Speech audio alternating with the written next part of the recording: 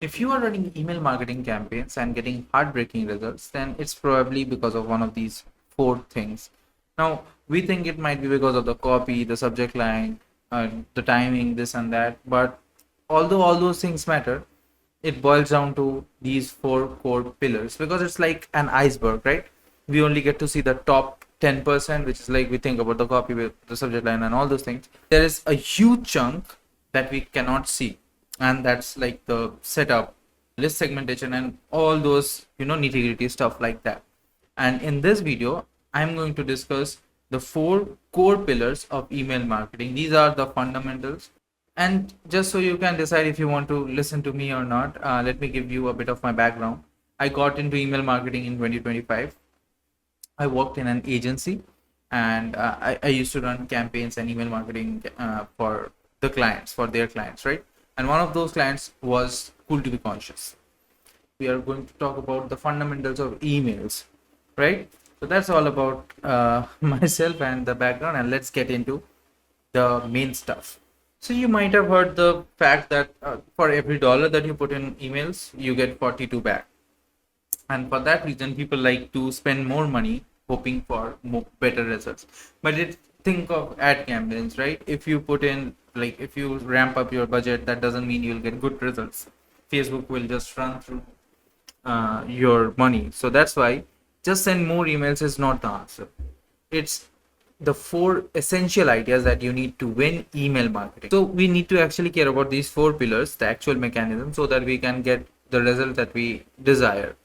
And the most important thing in this whole equation is deliverability, because deliverability is a system and it has some rules, which like I haven't seen many people discussing this. Now, this is not a checklist for best practices, so let's not get into this idea, like get into this video with that mindset. Mostly what I'm expecting from you is you get the heads, like you get into the headspace where you are trying to understand the concept so you can apply them to your own system. And everything from here, like opens, clicks, revenue, is gated by this small fact that is your email landing in the inbox or in the spam. Most online advice skips the mechanism, and they say do more, use Claude, ramp up the volume, do this and that, but all these things have negative impacts. And this is all the entire idea is risk management, nothing else. It's risk management. So this is the mechanism. This is how deliverability works, just so you know. If you know this fact, like if you know how deliverability work, I'll put in timestamp, you can skip forward. So you have your email, you have your copy and everything set up, sequence set up properly, and you send it out. It goes to this auth get. Now, by auth get, I mean the email service providers. So your recipients, email service providers see it's really the mail exchange, and they see whether your email has spam words or how much, like what's your reputation, are you what practices are you doing. They check all these things, and then they send they decide whether they want to send them to inbox, spam, or they want to reject it outright, right? This is the core principle of deliverability, which brings me to domain reputation, because reputation is above everything. If you have a low reputation, you are not getting in, and guess what, if you don't get in, nobody gets to read. So there are three main things, starting from SPF, DKIM, and DMARC. When you are setting up your email, like your domain, you need to fix these properly, and you need to send emails to yourself, go to go through other softwares, or see, there are plenty of softwares like this where they will verify your SPF, DKIM, DMARC. What they will do, you have to send out emails to them, and they will say what's the scene with your SPF, DKIM, or DMARC. If any of them is not properly programmed or not properly set up, you will get it will be flagged. Now, a lot of people don't know that these three are the most important things. To you, it might seem like it's boilerplate, everyone knows this, but I'm still explaining this because when I was setting up my Google Workspace account, SPF was not written there, like it was not written anywhere. SPF was not mentioned at all. So I set up my DKIM, I set up my DMARC, SPF would go out. I since I knew about SPF, I just got in and I added it separately. But that's one thing I noticed in Google Workspace. Second thing I noticed in LC emails, which is in Go High Level. When you set up Go High Level as well, you will set up everything and you have to come back and do the DMARC. So when you are setting up your domain, DMARC will not come up, right? You have to your SPF will be there. SPF is like your all these three are the main three records you need to have. So you need to put them in your DNS and you're good to go. This part is getting a bit long, so if if it is something you have already done, move forward, no problem. Now there's another thing before coming to like dedicated subdomains and all. There is another thing called BME record. If you have a subdomain, so if your email is like email at hi.hijubadeep.com, then BME record will not show up. But if it is hi@hijubadeep.com, which is by the way my email, if you want to shoot me an email asking question, then BME record has an option to come up, and BME record is really your face, like your profile picture. That's BME record. Now, what we do to improve this domain reputation, other than our setting up SPF, like everyone sets up SPF, DKIM, DMARC, right? How to win this part is having a dedicated subdomain. Now, normally I say don't use the root domain, but we use the root domain all the time. So it's really deciding and figuring out which one works best. Now, the thing about subdomain is when you are sending out emails and you get a bad reputation, the reputation of that subdomain goes down. The main domain is affected, but not as much. So from one domain, you can have like 4 to 5 subdomains. And like if you are, creating, spinning out subdomains and washing out their reputation, then obviously your main domain will be affected heavily. And after a point, your main domain will not be usable. Like its reputation will be gone. And you can fix that down the line, do stuff like that. But the idea of subdomain is for this reason, right? And then you have to have your auth stack proper, like SPF, DKIM, DMARC, everything has to be set up properly. The next thing is you have to, if you have a new domain, warm it up gradually. You don't need to use instantly, or I'm not sponsored by anyone, by the way. You see the channel size, it's not sponsored. It's not like you need warm-up services. When I used to send out cold emails, I used to do it through my Gmail account, normal at Gmail account. And I use this software called snob.io. It's not sponsored by any means. Snob.io, I use that. But it's mainly, go up in volume gradually. Don't try to ramp up the volume at once. Now, what if you need to send out 5,000, 10,000 emails every single day, and your email domain is not ready to do that? Two options: one, wait, or two, spin out parallel domains. Okay, so create parallel domains in your emailing software, so that you can send out 100 emails from this one, 200 emails from this one, to 300 emails from this one, like this. And volume, you cannot spike or blast the volume, right? You have to work your way up. That's called that's called email capacity, not volume. It's called email capacity. It's number of emails that you can send a day without ruining your reputation. Okay, and obviously you need to monitor using Postmaster, and then BME gives you the profile picture, so it's like a verified thing. Now, the second pillar is think in campaigns, not sequences. A sequence is a result of a campaign. A campaign is not a result of sequence. So a sequence is judged by its firing, right? But the campaign is judged by its results. That's why you think in campaign, what results you want to achieve. That's most important. So you don't, like, it's not about a fixed timer. It's not about if it is fired or something. It's about, are we getting the result that we want? That's the main thing over here. So an example campaign can be like this, right? So wave one, let's say I have people who have joined me in the last 2 months, so I can send in an email with a special discount for them. I'll not send this out to everyone. I send it to only those people who have the highest chance of converting because they have showed interest by participating in the last one. Yeah. The next one can be to the entire group or to a segmented group, which is broader.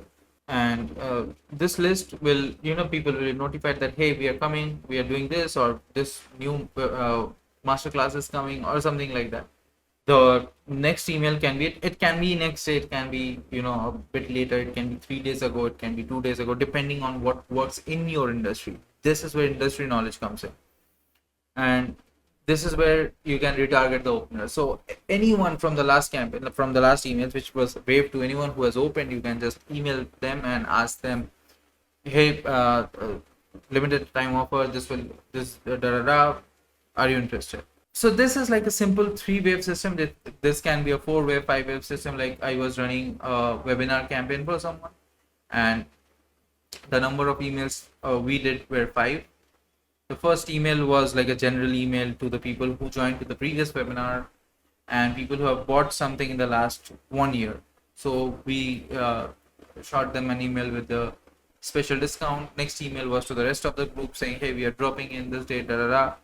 The third email was only to the people who have opened the second email, right? The bigger email.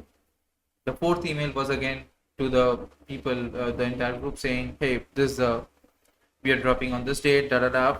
And some people have converted from that. But the last email, the one which was day before, or 1 day before, only went to people who opened the email but didn't take action.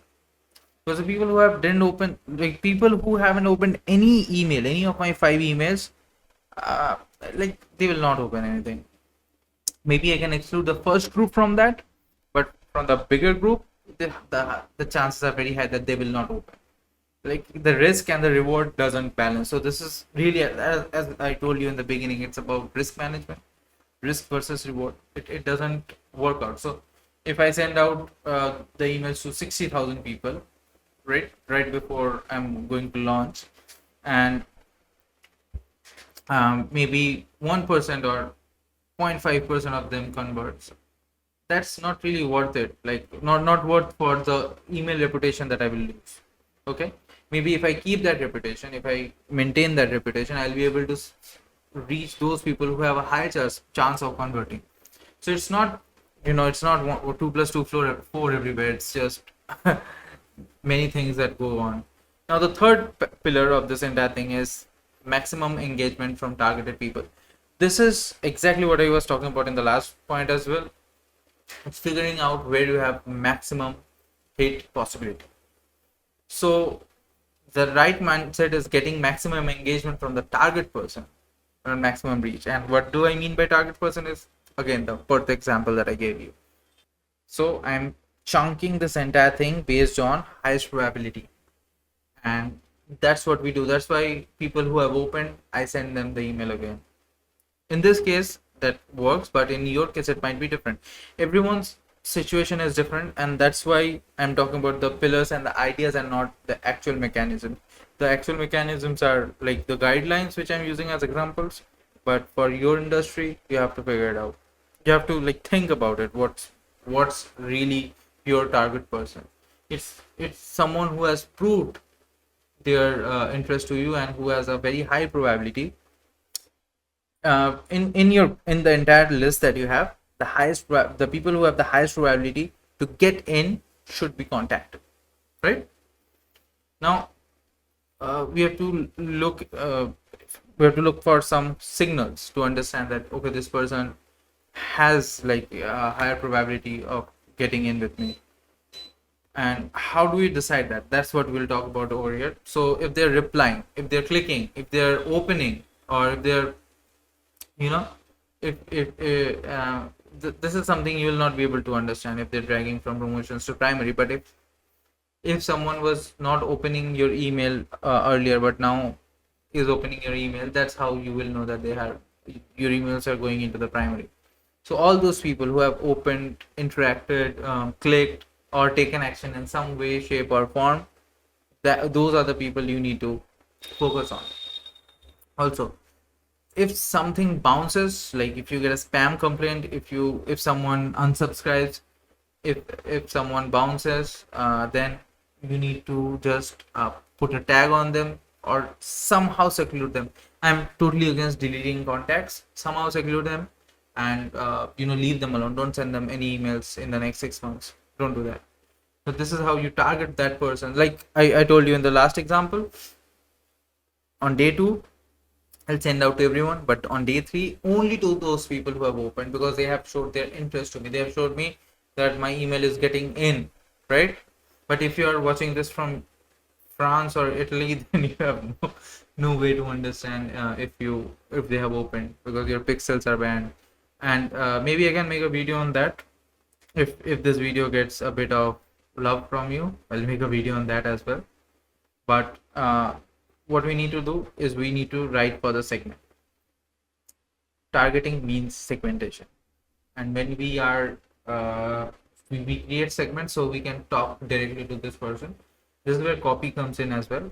I told you that this video is not about copy, and this is not about copywriting, but the copy matters over here because you are talking their language. So I cannot send out a blast email. Like, I will look very stupid if I do this. I have seen a lot of people do this, so no. But don't do this. Don't write an email to everyone saying, "Hey, thanks for coming to the last event. It was great." They didn't come. So if they have, that's why we segment. That's why only those people have opened. So if someone has not opened any of my emails and I send them an email, "Hey, why are you on the fence right now? Like, why, why can't you make a decision?" Something like that. We write edgy emails all the time, but if someone has not opened and they see the first email like this, they will be frustrated. And we need to, account for how humans feel when they see an email. If they're reading the emails, if they're opening the emails, then chances are that they have, there's always a probability, but the probability is a lot lower than if they've never opened any email. So what will help us take informed decisions? That's what we need to do. That's what we need to see. So we have to write our emails for segments. We have to design for interactions, like we have to ask questions, prompt them to reply, prompt them to click. We should not load it with images, which is one of the reputation things. I didn't go into deep, I didn't go very deep into the reputation stuff, and maybe I'll make a video about it later, but this is like core thing, so let's stick to this. Then we have to use the behavioral data, which is really how much they have opened in the last 6 months, what was the data like before that, all those things, chunking them, seeing. And you don't need to use like Python scripts to do that. Just by eyeballing whatever you see, whatever you feel, that's what you need to do, because we are working with very rough data and we don't have humongous data to draw statistical parameters from this. That's why whatever makes sense, whatever gives us a higher chance, we need to bet on that. That's the entire game that I've been explaining to you. Then we have to see downstream behavior. So like open rates, click rates, we track everything like that, right? So who is opening, who is clicking, who is interacting, who is replying. We need to see like if some people, like we can see if someone has bought, how many emails did it take them to buy, how long does it take some people to buy. So we can segment in that way as well, but those make sense if you're a bigger company, if you have millions, and if you have a list in millions. And for people that I have worked with, the highest I have ever worked with was in 100K range, so a few 100,000 contacts, and nothing above that. So it's really identifying the intent, right? Now the last thing is obviously list hygiene and the basic fundamentals that I talked about. There are some other fundamentals which I cover over here in the list hygiene scene, which is spam traps. Never put in any kind of spam words inside your email copy. That's a trade-off thing really, because we have to decide, do we want a higher open rate or do we want a higher conversion rate? Because I believe this word will give me a higher conversion rate, so I'll risk the open rate and put it in, that kind of a thing.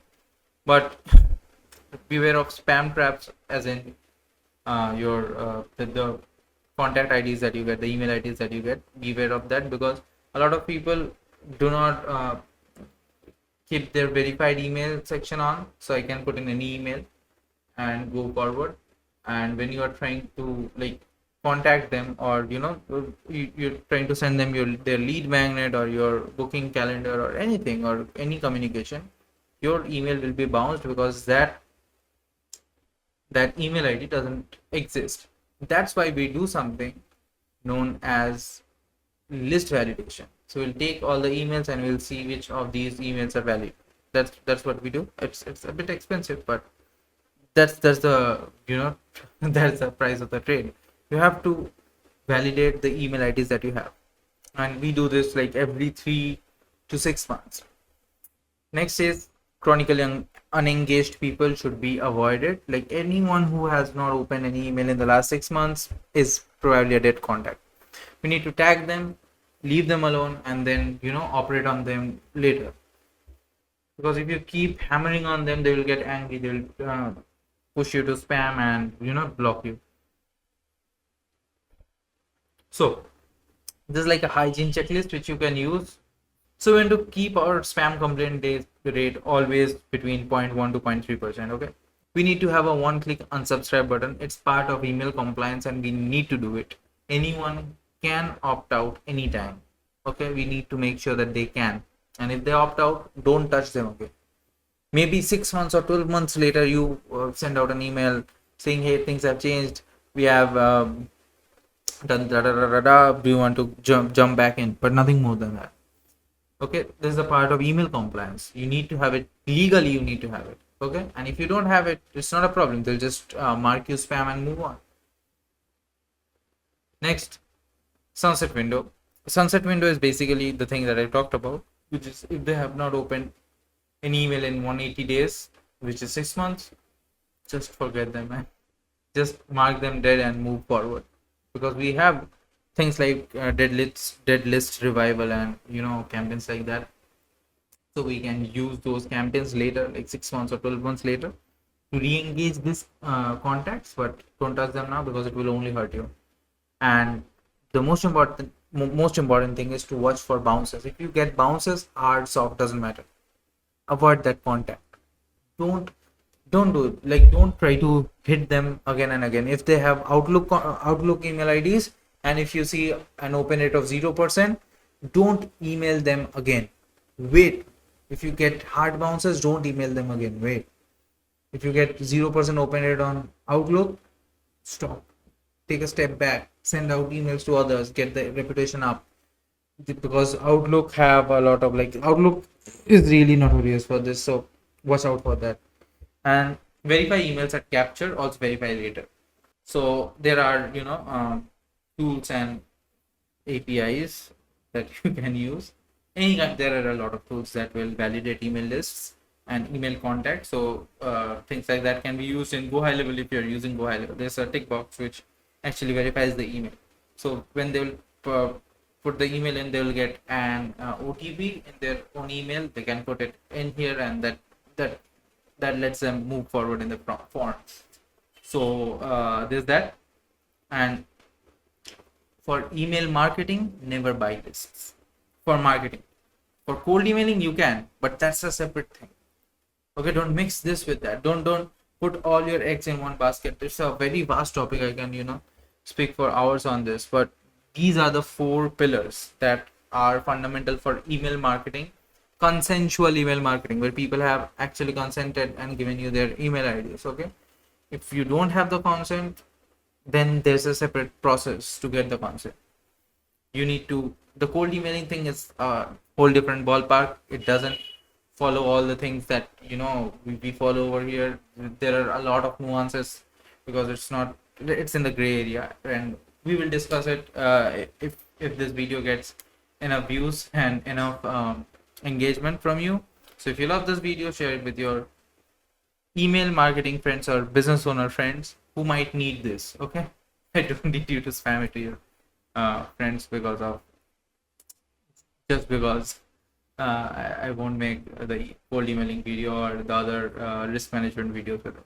So these are the 4 pillars that we need for having a successful and robust email marketing campaign. What this ensures is we prioritize the right thing, the right time, and the right people. Okay, and that increases our chance of getting in, getting engagement, and all those good stuff. So if this video has helped you, make sure to subscribe to this channel, and I'll meet you in the next video. But please put in, if you like this content, obviously, then consider liking this video, and let me know in the comments what we can talk about, or what I can explain in the next video, or how I can help in the next video. Mainly I talk about UI, user experience, and email stuff on this channel. It's I don't go very technical. I don't talk about cloud code and everything on this channel, but if you want, like, I can totally explain. That's about it. I hope you have a great time and a great week ahead, and I'll see you in the next one.